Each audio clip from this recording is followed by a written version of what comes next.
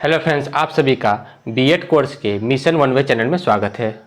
दोस्तों, आज हम लोग बात करेंगे असेसमेंट फॉर लर्निंग यानी कोर्स 9 पेपर में मेजर्स ऑफ वेरिएबिलिटी क्या होता है, इसके बारे में आज हम लोग बात करेंगे, जिसमें देखेंगे कि रेंज कैसे निकालते हैं और क्वार्टाइल डेविएशन कैसे निकालते हैं। इसके बारे में आज हम लोग बात करेंगे। और जो साथी मेरे चैनल पर नया है, प्लीज़ जो इस चैनल को सब्सक्राइब जरूर करें, क्योंकि इस चैनल में बीएड के टॉपिकों को बहुत ही आसान भाषा में अच्छे नोट्स के साथ आप लोगों की एग्ज़ाम की तैयारी कराई जाती है। और कई सारे यूनिवर्सिटीज़ में अभी एग्ज़ाम चल रहा है, तो आप लोगों के लिए ये टॉपिक जो बहुत ही इंपॉर्टेंट होगा। तो इसलिए वीडियो को शुरू से अंत तक देखना, कैसे रेंज निकाला जाता है और कैसे क्वार्टाइल निकाला जाता है, इसके बारे में आज हम लोग बात करेंगे। ये यूनिट 5 का जो है टॉपिक लाए हैं, जो असेसमेंट फॉर लर्निंग का है, जो सभी यूनिवर्सिटीज़ के लिए ये मान्य रहेगा। ठीक है। और जिन लोगों को बीएड से संबंधित नोट्स चाहिए, तो आप लोग जो इस नंबर पर व्हाट्सएप कर सकते हैं, जहाँ आप लोगों को बीएड से जो है नोट्स प्रोवाइड कराया जाता है, मिल जाएगा। ठीक है। तो आइए शुरू करते हैं। असेसमेंट फॉर लर्निंग पेपर में मेजर्स ऑफ वेरिएबिलिटी क्या होता है, विचलन की माप क्या होता है, इसके बारे में आज हम लोग बात करेंगे। और इसमें देखेंगे कि रेंज कैसे निकाला जाता है और क्वार्टाइल कैसे निकाला जाता है। इसके बाद वाला वीडियो में हम लोग देखेंगे, इसके बाद वाला वीडियो में फिर हम लोग जो आएंगे वो आएंगे स्टैंडर्ड डिविएशन और परसेंटाइल में निकालेंगे। ठीक है। तो पहले है जब हम लोग देख लेते हैं प्रसार यानी रेंज और क्वार्टाइल डिविएशन कैसे निकालते हैं। सबसे पहले हम लोग समझते हैं मेजर्स ऑफ वेरिएबिलिटी क्या होता है। ठीक है। यानी विचलन की माप क्या होता है, इसका सबसे पहले हम लोग अर्थ देखते हैं। जब किसी भी समूह के उक्त विशेषताओं को दर्शाने के लिए विचलन की माप की आवश्यकता होती है। जब कोई समूह की विशेषताओं को अगर हमको बताना हो या दर्शाना हो, तो उसके लिए हम लोग क्या करते हैं, विचलन की माप की आवश्यकता होती है। ठीक है। यानी मेजर्स ऑफ वेरिएबिलिटी की आवश्यकता होती है। जैसे कोई समूह को मापना पड़ता है, तो उसके लिए हम लोग को क्या करना पड़ता है, मेजर करना पड़ता है। ठीक है, कि वो उसकी वेरिएबिलिटी कितनी है। अर्थात समूह की विषम जातीय और समजातीय के संबंध में सूचना विचलन के मापों से ही प्राप्त होती है। अर्थात हम लोग कह सकते हैं कि उस समूह में कितने विषम जातीय यानी कितने अलग हैं और कितने समजातीय कितने एक समान हैं, इसके लिए हम लोग विचलन के माप का ही प्रयोग करके जो है उसको हम लोग क्या कर सकते हैं, व्यवस्थित कर सकते हैं। जब एक समूह में अंक केंद्रीय माप से अधिक निकट होता है, केंद्रीय माप मतलब सेंट्रल मेजर, सेंट्रल मेजर मतलब सेंट्रल टेंडेंसी। सेंट्रल टेंडेंसी में हम लोग मीन मीडियन मोड को पढ़े थे। इससे पिछले वीडियो में हम लोग मतलब पिछले क्या बहुत पहले भी हम बता चुके हैं सेंट्रल टेंडेंसी के बारे में। ठीक है, जहाँ केंद्रीय प्रवृत्ति का वीडियो बना चुके हैं और बहुत अच्छा रिस्पॉन्स मिला है उसमें जो है। तो केंद्रीय प्रवृत्ति जहाँ पे मीन मीडियम मोड के बारे में हम लोग बताते हैं, माध्य माध्यिका बहुलक, तो उससे जो है ये क्या है, संबंधित माप है। ठीक है। और दूसरे में अधिक दूर, तो ऐसी अवस्था में हमें विचलन की मापों की आवश्यकता पड़ती है। जब हम लोग किसी भी समूह के अंक केंद्रीय माप से अधिक निकट होता है, केंद्रीय माप से अधिक निकट होता है और उससे दूसरे में अधिक दूर, तो ऐसी अवस्था में हम लोग विचलन की माप की आवश्यकता का प्रयोग करते हैं। ठीक है। अब इसका परिभाषा, विचलन की माप का परिभाषा दिया था सिस्पेंसन तथा कफका के अनुसार।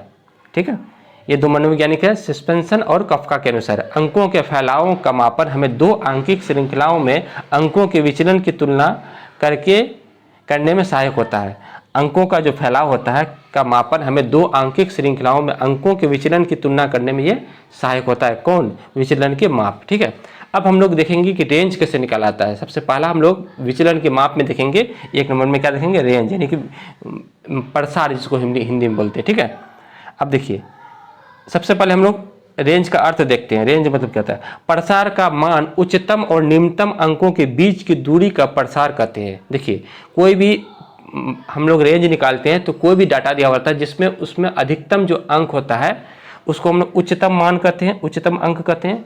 और उस डाटा में जो सबसे कम अंक होता है उसको हम लोग निम्नतम अंक कहते हैं। उसके बीच के जो अंतर होता है उसी को हम लोग क्या बोलते हैं, प्रसार यानी रेंज कहते हैं। अर्थात रेंज का जो सूत्र होता है वो होता है, प्रसार का जो सूत्र होता है उच्चतम मान माइनस निम्नतम मान। ये इसका सूत्र हुआ उच्चतम मान माइनस निम्नतम मान, यानी highest score minus lowest score. ये जो है इसका सूत्र हुआ किसका, रेंज का।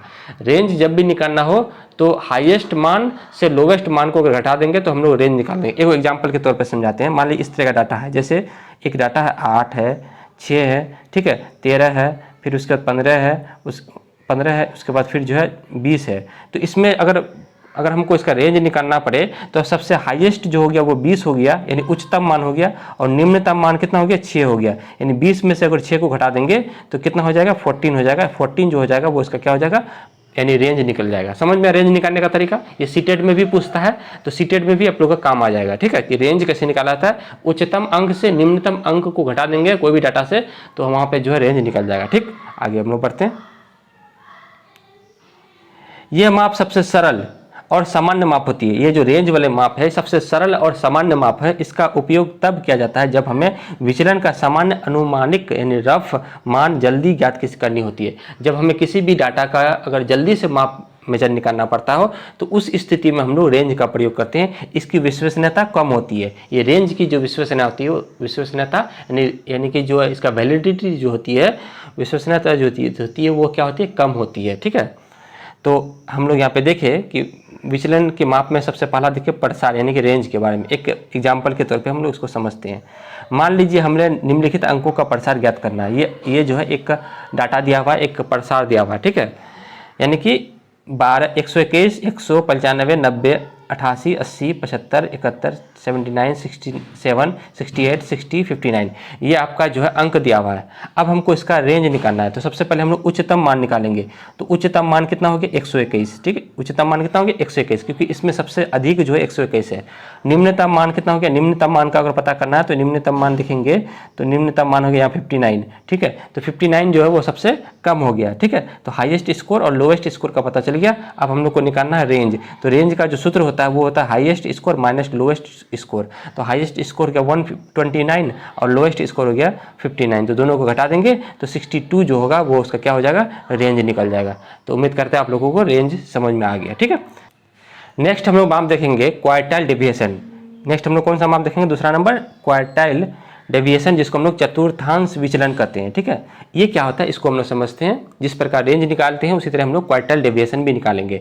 सबसे पहले हम लोग इसका अर्थ देखते हैं। क्वार्टाइल डेविएशन में सांख्यिकी में कुछ ऐसे भी मापक होते हैं जो कि समस्त अंकों सामग्री को बराबर भागों में बांटते हैं। मतलब सेंट्रल टेंडेंसी में कुछ ऐसे भी मापक होते हैं जो सभी अंकों को समान बराबर भागों में बांटते हैं। ठीक है, तो उसको हम लोग देखते हैं। और आगे किसी भी आंकिक श्रृंखला में क्यूडी का मतलब हुआ क्वार्टाइल डेविएशन ज्ञात करने के लिए विचलन की माप का प्रयोग किया जाता है। ठीक है, इसके लिए पहले हम लोगों को Q1 और Q3 के बीच की दूरी ज्ञात कर ली जाती है। इसे इंटर क्वार्टाइल रेंज कहते हैं। इसके लिए हम आधी दूरी देते हैं जिसे हम लोग सेमी इंटर क्वार्टाइल रेंज कहते हैं। देखिए Q1 Q3 क्या होता है इसको हम लोग समझेंगे, और Q3 माइनस Q1 बटे 2 कर देंगे तो वो हम लोग क्वार्टाइल डेविएशन निकालते हैं। तो सबसे पहले हम लोग को Q1 निकालना पड़ता है और Q3 निकालना पड़ता है। ठीक है, और हम लोग आगे इसको समझते हैं अच्छे से। अब इसका डेफिनेशन जो दिया था वो गैरिट ने दिया था। तो गैरिट ने जो अपने शब्दों में डेफिनेशन दिया था कि द क्वार्टाइल डेविएशन और Q is 1/2 the scale distance between the 75th and 25th percentile of the frequency distribution. मतलब किसी दो का जो है हाफ करने के बाद, दो का जो है डिफरेंस करने के हाफ करने के बाद जो इसका क्वार्टाइल डेविएशन निकलता है। ठीक है, नेक्स्ट मनोवैज्ञानिक था जिसका नाम था एडवर्ड डब्ल्यू मिनियम के अनुसार क्या था, Q is the defined as the 1/2 the distance between the first and third quartile point. ठीक है, जो फर्स्ट और थर्ड का जो डिफरेंस होता है उसका जो हाफ कर देंगे तो वो उसका QD यानी क्वार्टाइल डेविएशन निकालता है। इस प्रकार हम कह सकते हैं कि चतुर्थांश विचलन यानी क्वार्टाइल डेविएशन प्रथम और तृतीय चतुर्थांश बिंदुओं के मध्य की आधी दूरी होती है। ठीक है, इसका जो सूत्र होता है, इसका सूत्र आप लोग याद रखेंगे। ये वाला सूत्र है क्वार्टाइल डेविएशन का, ये जो है इसका क्वार्टाइल डेविएशन का सूत्र हो गया। ठीक है, ये जो है क्वार्टाइल डेविएशन का सूत्र है। क्या सूत्र है इसका, Q3 माइनस Q1 बाई 2 है ना। क्वार्टाइल डेफिनेशन का सूत्र हो गया Q3 माइनस Q1 बटे 2। अब Q3 का मतलब थर्ड क्वार्टाइल और Q1 का मतलब फर्स्ट क्वार्टाइल। तो ये दोनों जो है पहले हम लोग को निकालना होगा कि Q3 और Q1 दोनों अलग से निकालने के बाद इसमें इस सूत्र में बैठाना होगा। Q3 माइनस Q1 बटे 2 कर देंगे तो इसका क्वार्टाइल डेविएशन निकल जाएगा। ठीक है, अब हम लोग इसको एग्जाम्पल के समझते हैं। जैसे निम्नलिखित आंकड़ों को क्वार्टाइल डेविएशन ज्ञात करें, जैसे 10, 14, 16, 18, 20, 22, 23, 24, 26, 27, 12। इसका हम लोग को क्वार्टाइल डेविएशन निकालना है। ठीक है, जैसे हम लोग रेंज निकाले थे उसी तरह क्वार्टाइल डेविएशन निकालेंगे। आइए इसको हल करते हैं। सबसे पहले हम लोग क्या करना है, उसको हम लोग सबसे पहले अव्यवस्थित अनुग्रुप्ड आंकिक श्रृंखला को सर्वप्रथम श्रृंखला में सरल प्रबंध के लिए व्यवस्थित करना है। अनुग्रुप डाटा को हम लोग ग्रुप डाटा में व्यवस्थित करते हैं। तो इधर इसको हम लोग क्या करेंगे, इधर सीरियल नंबर लिखेंगे। ठीक है। इधर जो हम लोग को लिखना है वो कैसा लिखना है, सीरियल नंबर 1 2 3 4 5 इस तरह से जो है हम 11 तक लिखेंगे, ठीक है। और इधर वाला जो स्कोर रहेगा, इधर का जितना स्कोर है जैसे 10 14 यहाँ से यहाँ तक का जितना स्कोर रहेगा वो हम लोग को किधर लिखना है, वो यहाँ पे लिख देना है, ठीक है। इस साइड जो है टोटल स्कोर को लिख देना है, ठीक है। यानी कि लास्ट में इसको जो है एक असेंडिंग ऑर्डर में लिखना है, ठीक है। इसको जो है कैसा लिखना है, असेंडिंग ऑर्डर में। जैसे सबसे पहले जो छोटा रहेगा, देखिए सबसे पहले इसमें 10 छोटा है तो 10 को ऊपर में लिखेंगे, उसके बाद 12 है, फिर 14 है, 16 18 है, इस तरह से जो असेंडिंग ऑर्डर में छोटा से बड़ा के रूप में हम लोग स्कोर को लिखेंगे। इस तरह से पहले सजा लेंगे, ठीक है। आइए आगे बढ़ते हैं। क्वार्टाइल डेविएशन का सूत्र होता है Q3 माइनस Q1/2, अतः Q3 और Q1 हम लोग को ज्ञात करनी होगी। Q1 का सूत्र देखिए, Q1 कैसे निकालेंगे, पहले हम लोग पहले Q1 निकालते हैं, ठीक है। Q1 का जो सूत्र होगा n+1/4 TH टर्म, तो ठीक है, n+1/4 TH टर्म। अब हम लोग n क्या है, n है टोटल जो है कितने इसमें थे, तो टोटल इसमें थे सीरियल नंबर 11 है। टोटल कितना था इसमें हम लोग बात करें तो टोटल जो है इसमें यहाँ से यहाँ तक कितना था अंक, 11 अंक था। तो n के जगह पे वहाँ पे 11 अंक बैठाना है, ठीक है।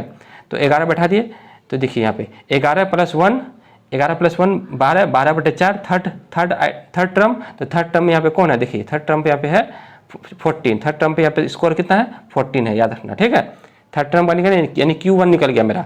Q1 मेरा जब निकल गया तो हम लोगों को फिर क्या निकालना पड़ेगा, Q3 निकालना होगा। क्या निकालना होगा, Q3 का जो सूत्र होता है 3 × n+1/4 TH टर्म। इसको सूत्र को याद कर लेना है। फिर 3 × 11 + 1 यानी n के जगह पे 11 बैठाना है, 11 + 1/4 तो हो गया 12/4, 3 3 × 9 TH नाइन्थ आइटम यानी 9वां टर्म। तो 9वां टर्म में अगर हम लोग काउंट करें तो 9th टर्म में यहाँ पे देखिए स्कोर अगर हम बात करें तो ये जो हो गया फर्स्ट, 12 10 इसका थर्ड, यहाँ पे जो अगर बात करें तो ये जो है आपका 24 जो है 9वां आ जाएगा। कैसे 1 2 3 4 5 6 7 8 9 9th टर्म में कौन आ जाएगा 24, यानी ये वाला जो हो गया आपका, ये वाला आपका निकल गया Q1 निकला, ठीक है। और ये वाला जो निकला आपका क्या निकला, Q3 निकल गया। अब हम लोग को जब क्वार्टाइल डेविएशन निकालना हो तो Q3 को Q1 से माइनस करके 2 से हाफ कर देना है, ठीक है। तो सिंपल है। देखिए क्वार्टाइल डेविएशन अगर निकालना हो तो क्वार्टाइल डेविएशन हम लोग जो ऐसे निकाल लेंगे। इसका सूत्र हो गया Q3 माइनस Q1/2, तो 24 माइनस 14 अभी क्योंकि इसका जो निकला 24 निकला Q3 का और Q1 का 14 निकला, 24 माइनस 14/2 बराबर 10/2 है ना, घटा देंगे 10/2 बराबर 5, तो 5 जो निकला इसका क्वार्टाइल डेविएशन निकला। तो उम्मीद करते हैं ये जो हम लोग आज 2 माप पढ़े, रेंज और क्वार्टाइल डेविएशन, आप लोगों को समझ में आ गया। ये मेजर और वेरिएबिलिटी का जो है 2 हम लोग मेजर पढ़े आज।